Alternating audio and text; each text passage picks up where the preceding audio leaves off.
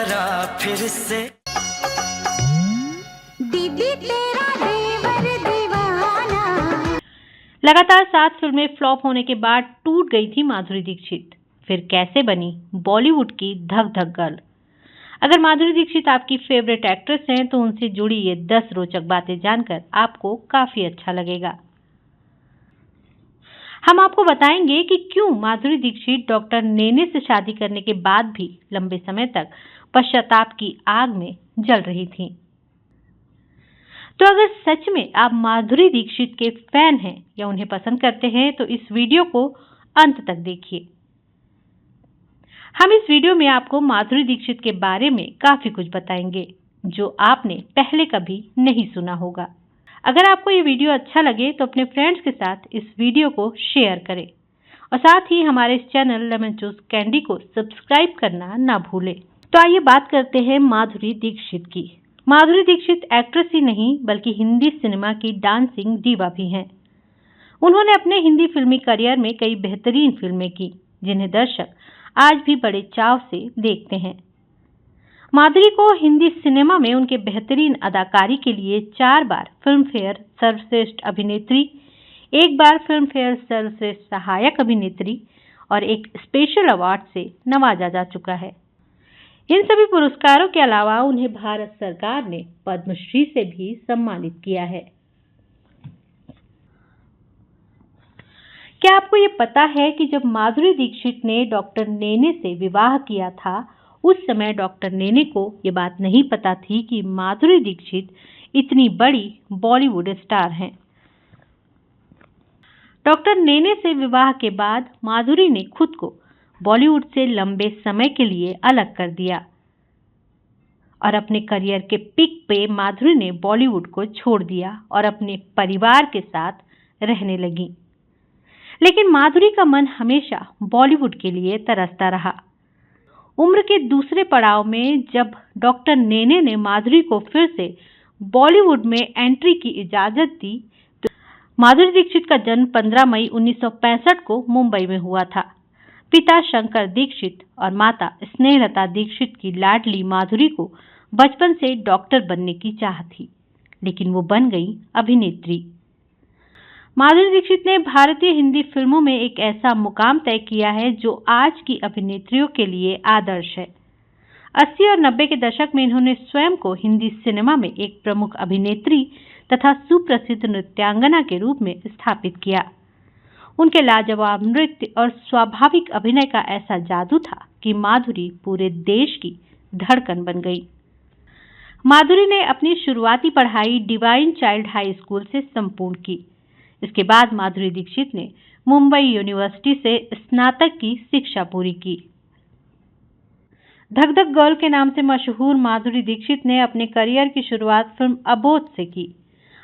अपनी पहली पारी में हम आपके हैं कौन, दिल तो पागल है और देवदास जैसी फिल्में माधुरी दीक्षित के खाते में लिखी हैं। वहीं जब उन्होंने अपनी दूसरी पारी शुरू की तो आजा नच ले, डेढ़ इश्किया और गुलाब गैंग जैसी कई हिट फिल्मों ने अपने फिल्मी करियर के दौरान उन्हें 5 फिल्म फेयर पुरस्कार से नवाजा गया। जब माधुरी दीक्षित अपने करियर के पीक पर थी उस समय उन्होंने डॉक्टर श्रीराम माधव नेने से विवाह कर लिया। उनके विवाह को लेकर भी एक रोचक किस्सा है। ये शादी का फैसला उन्होंने उस समय किया जब अपने करियर की बुलंदियों पर थी। डॉक्टर नेने माधुरी के भाई अजीत दीक्षित के घनिष्ठ मित्र थे और माधुरी दीक्षित और डॉक्टर नेने की पहली मुलाकात उनके भाई अजीत दीक्षित के जरिए ही हुई थी। धीरे धीरे दोनों एक दूसरे को पसंद करने लगे और 3 महीने की मुलाकात के बाद ही दोनों ने एक दूसरे से शादी करने का फैसला कर लिया। जब एक बार किसी ने माधुरी से पूछा कि आपने इतनी जल्दी शादी करने का फैसला क्यों कर लिया, तो माधुरी ने जवाब दिया, आई एम इन लव। शादी के समय माधुरी कई फिल्मों में काम कर रही थी जिसे उन्होंने 10 दिन के हनीमून से लौटने के बाद पूरा किया। इसमें उनके पति डॉक्टर नेने ने भी उनका काफी साथ दिया।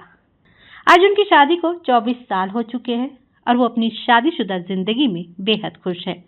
उनके 2 बेटे रियान और आरिन हैं।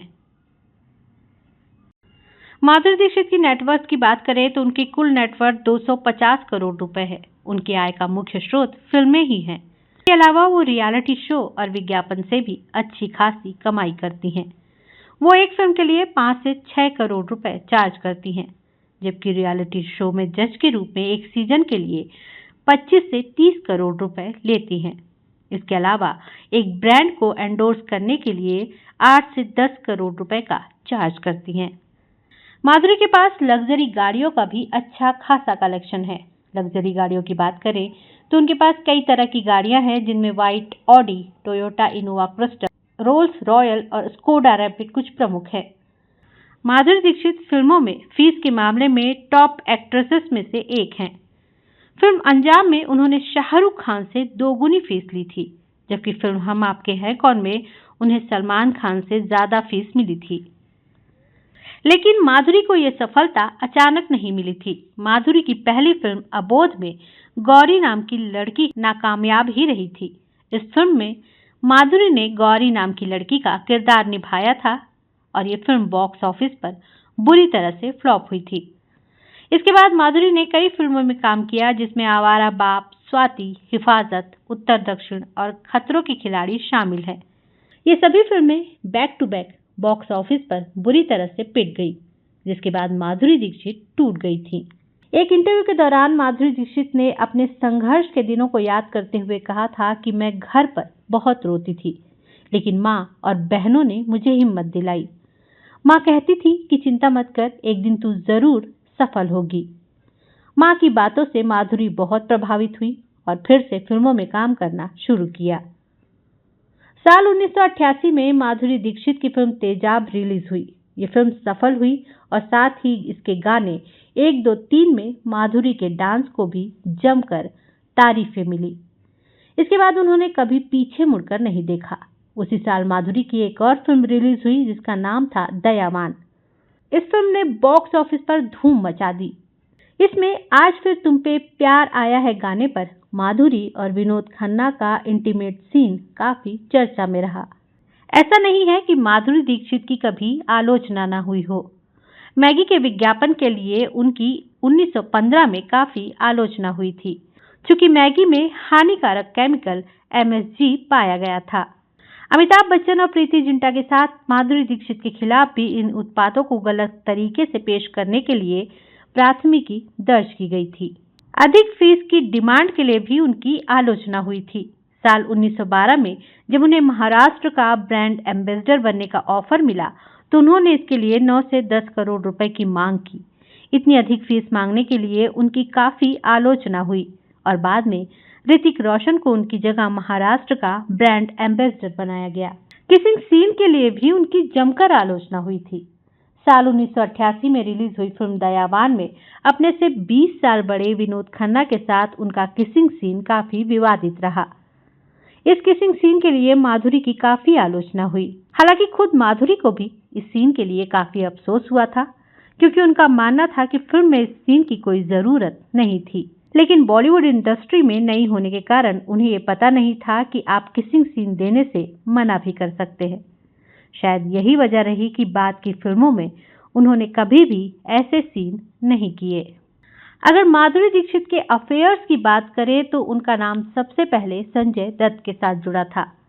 माधुरी दीक्षित और संजय दत्त ने दयावान और खलनायक जैसी फिल्मों में साथ काम किया था। इसके बाद दोनों के बीच नजदीकियां बढ़ने लगी और दोनों के अफेयर की खबरें आने लगी। माधुरी के पिता उनके रिश्ते से नाराज थे, क्योंकि संजय दत्त पहले से ही शादीशुदा थे। बाद में जब अवैध हथियार रखने के आरोप में संजय जेल चले गए, तो उनका अफेयर भी खत्म हो गया। उसके बाद उनकी जिंदगी में आए अनिल कपूर। माधुरी दीक्षित ने अनिल कपूर के साथ बेटा, तेजाब और राम लखन जैसी कई हिट फिल्में दी हैं। दोनों की जोड़ी उस समय की सबसे हिट जोड़ी थी। इसी के साथ दोनों के अफेयर की खबरें भी सामने आने लगी। यह खबर उड़ते उड़ते अनिल कपूर की पत्नी सुनीता तक भी पहुंची। इसके बाद सुनीता अपने बच्चों के साथ फिल्म के सेट पर पहुंच गई। इसके बाद माधुरी दीक्षित ने अनिल कपूर के साथ काम करना बंद कर दिया, क्योंकि वो नहीं चाहती थी कि उनकी वजह से किसी का परिवार संकट में आए। वैसे लाखों के दिलों पर राज करने वाली माधुरी दीक्षित कभी क्रिकेटर सुनील गावस्कर पर फिदा हुआ करती थीं। उनकी फिल्म देवदास के गाने काहे छेड़ छेड़ मोहे गरबा लगाईले में उन्होंने जो घाघरा पहना था उसका वजन 30 किलो था। माधुरी दीक्षित को 1914 में भारत यूनिसेफ गुडविल राजदूत के रूप में नियुक्त किया गया था। फिल्म फेयर पुरस्कारों के लिए उन्हें 13 बार नामांकित किया गया, जिसमें से उन्होंने 5 बार ये पुरस्कार अपने नाम किया। माधुरी दीक्षित डांस विथ माधुरी नाम से एक ऑनलाइन डांस एकेडमी चलाती हैं। इस एकेडमी का मकसद लोगों के साथ अपने डांस स्किल को शेयर करना है। फिल्मी दुनिया में अभिनय की सफल पारी के बाद माधुरी दीक्षित ने छोटे पर्दे की ओर रुख किया और झलक दिखला जा जैसे डांस रियलिटी शो में बतौर जज नजर आ रही हैं। माधुरी को क्रिकेट तो पसंद है ही, मगर जो गेम उन्हें सबसे ज्यादा अच्छा लगता है और समझ में भी आता है वो है टेनिस। माधुरी का डांस तो आपने कई बार देखा होगा, मगर माधुरी बताती हैं कि उन्हें स्कूल टाइम में सिंगिंग का भी शौक था। वो बताती हैं कि मैंने स्कूल में एक बार ओलिविया न्यूटन जॉन का लेट मी बी देयर गाना गाया था और मुझे इसके लिए पुरस्कार भी मिला था। मैं आबा के गानों की भी फैन हूँ और उनके भी कई गाने मैंने स्कूल में गाए हैं। माधुरी से जुड़ी ये जानकारी आपको कैसी लगी हमें ज़रूर बताइएगा। अगर आपको ये वीडियो पसंद आता है तो इस वीडियो को लाइक और शेयर ज़रूर करें। साथ ही अगर ये वीडियो और ये चैनल आपको पसंद है तो इस चैनल को सब्सक्राइब किए बिना मत जाइएगा। तो आज के लिए बस इतना ही। मुझे यानी नीलम शुक्ला देवांगन को अब दीजिए